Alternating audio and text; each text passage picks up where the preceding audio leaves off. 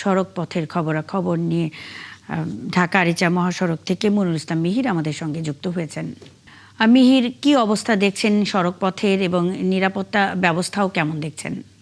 নামুন্নি এরই মধ্যে ঈদের ছুটি শুরু হয়ে গিয়েছে, ঈদের ছুটি শেষ, যার কারণে ঘরে ফেরা যে মানুষগুলি তারা কর্মস্থল এবং ঢাকামুখী ঢাকাতে চলে আসছেন। আমরা গতকাল থেকে দেখছিলাম যে উপচে পড়া একটা ভিড়, অর্থাৎ দক্ষিণ পশ্চিমাঞ্চলে 21 যে জেলা আছে সেই জেলা থেকে মানুষ পাটুরিয়া ফেরিঘাট হয়ে কিন্তু এই ঢাকা আরিচা মহাসড়ক দিয়ে ঢাকায় ঢুকছেন। এবং একেবারে সকালবেলা এখন আমরা দেখছি সকাল থেকে দূরপাল্লার যে যানবাহনগুলি আছে সেই যানবাহনগুলি ইতে মানুষজন ঢাকায় যাচ্ছে। আগের মতোই clean. Berger easy clean fresh, দেয়ালে দাগ থাকবে না, রাখবে সুরভিত। তবে আমরা যখন যাত্রীদের সাথে কথা বলছিলাম তারা বলছেন যে তারা স্বাচ্ছন্দ্যেই আসতে পারছেন, তবে ভাড়ার দিক দিয়ে তারা বলছেন যে বাড়তি ভাড়া নেওয়া হচ্ছে।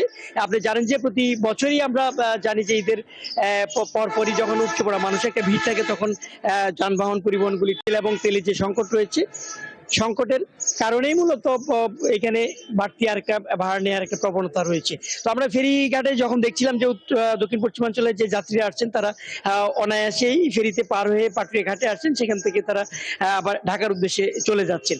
তো যাত্রীরা যেমনটি বলছেন যে তাদের পথে এমনি দুর্ভোগ নাই, কিন্তু ভাড়া তাদের কাছে কোনো ক্ষেত্রে দ্বিগুণও রাখা হয়েছে। আর আপনি নিরাপত্তার যে বিষয়টি বলছেন যে আপনার আইন শৃঙ্খলা রক্ষাকারী বাহিনীদেরকে আমরা দেখেছি ঘাট এলাকা এবং মহাসড়কের বিভিন্ন জায়গায় তারা মোতায়েন আছে এবং সেখানে কোনো ধরনের কোনো যেন ঝামেলা পড়ে ঝুড়ি ঝক্কায় না পড়ে, যার কারণে তারা নিরাপত্তা ব্যবস্থাটা জোরদার করা হয়েছে। এবং এখন পর্যন্ত আমরা দেখেছি যে কোথাও কোনো ধরনের কোনো নিরাপত্তা বিঘ্নিতের ঘটনা আমরা পাইনি। কিন্তু অন্যান্য বছরগুলিতে আমরা দেখেছিলাম যে না কোনো একটা ঘটনা ঘটে, দুর্ঘটনার প্রবণতা বেশি থাকে, এবার কিন্তু তেমনটি নেই।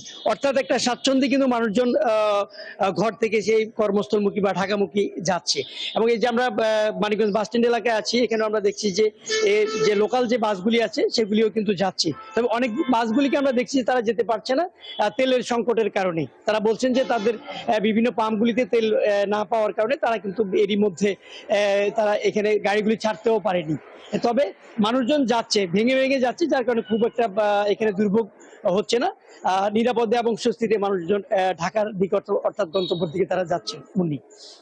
মনিরুল ইসলাম মিহির, অসংখ্য ধন্যবাদ যুক্ত হয়ে তথ্য জানাবার জন্য। ঈদের ছুটি শেষে ঘরে ফিরছে মানুষ, এই বিষয়ে ঢাকা আরিচা মহাসড়ক থেকে মনিরুল ইসলাম মিহির যুক্ত ছিলেন।